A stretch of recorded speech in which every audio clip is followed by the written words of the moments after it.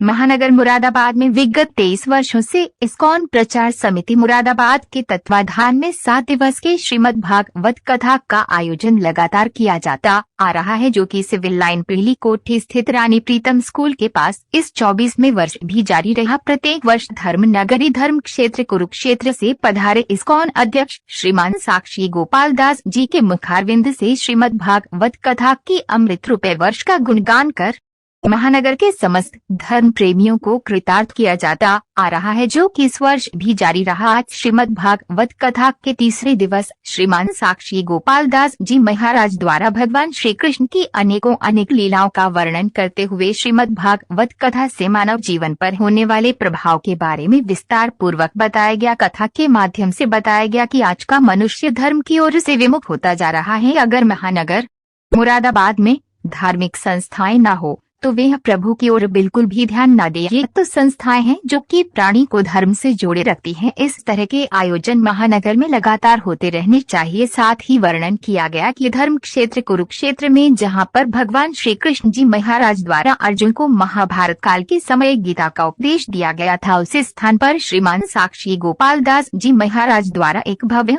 मंदिर बनाया जा रहा है, जो कि बहुत जल्द पूर्ण हो जाएगा और श्रद्धालुओं के दर्शनों के लिए खोल दिया जाएगा। इसलिए ज्यादा से ज्यादा लोग जुड़कर मंदिर के निर्माण में अपना सहयोग प्रदान करें। साइकिल के सत्र में जैसे ही साक्षी गोपाल दास जी कथा स्थल पर पहुंचे, श्रद्धालुओं ने उनका फूलों की वर्षा कर एवं माल्यार्पण कर स्वागत किया। तत्पश्चात प्रभु श्रीमान साक्षी गोपाल दास जी द्वारा कथा स्थल पर विराजमान भगवान श्री राधा कृष्ण श्रीमान प्रभुपाद जी को दंडवत प्रणाम कर तथा उनकी आरती कर आशीर्वाद प्राप्त किया। कथा व्यास जी ने पंडाल में उपस्थित सभी भक्तों का स्वागत सत्कार स्वीकार कर हरि नाम संकीर्तन से कथा का आरंभ किया। कहा कि 7 दिन की भागवत कथा सुनने से कल्याण हो जाएगा, इसलिए पूरे विश्व में इस्कॉन के मंदिरों में भागवत कथा चलती है। श्री मुख से निकली भागवत कथा सुनकर भूख प्यास सब मर जाती है। यही श्रीमद् भागवत कथा की विशेषता है। वेद पुराणों का कर भी श्रीमद् भागवत कथा में ही है। श्री भक्त भगवत कथा में जाए तो कथा को श्रवण करना चाहिए, जिज्ञासु होकर सुन। बीच बीच में भजन करके भक्तों को नृत्य कराया। हरे राम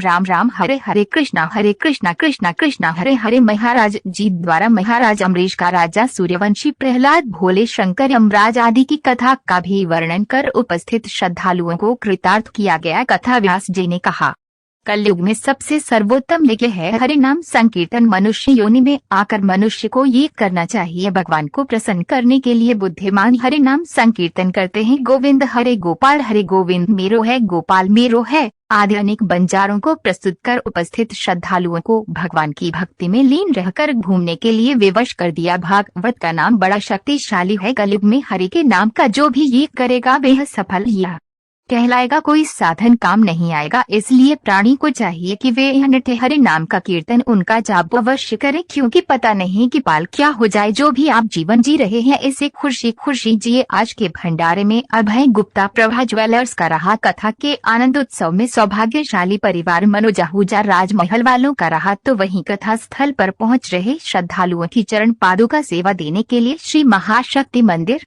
उत्थान समिति के राकेश टंडन एवं उनके सहयोगियों का पूर्ण सहयोग रहा। कथा के तीसरे दिन मुख्य रूप से राजीव अग्रवाल, अशोक सिक्का, विकास रस्तोगी, महेंद्र कश्यप, मयंक सैनी, पंकज गुप्ता, आदित्य गुप्ता, मूलचंद तोमर, अतुल जौहरी, धर्मेंद्र अग्रवाल, मनोज धवन, रविवार कपूर, गोविंद गुप्ता, राजकुमार गुप्ता, रमेश यादव, अशोक अरोड़ा, हरिशंकर रस्तोगी आदि सहित सैकड़ों की संख्या में श्रद्धालुओं ने उपस्थित रहकर श्रीमद् भागवत कथा का भरपूर आनंद लेते हुए अपना जीवन सफल बनाया। तीसरे दिन की कथा को विश्राम दिए जाने के पश्चात ऊपर से सभी पर श्रद्धालुओं को भंडारे का प्रसाद का वितरण कर धर्म लाभ अर्जित किया गया।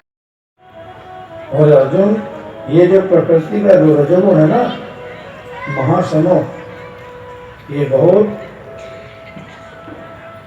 शक्तिशाली है।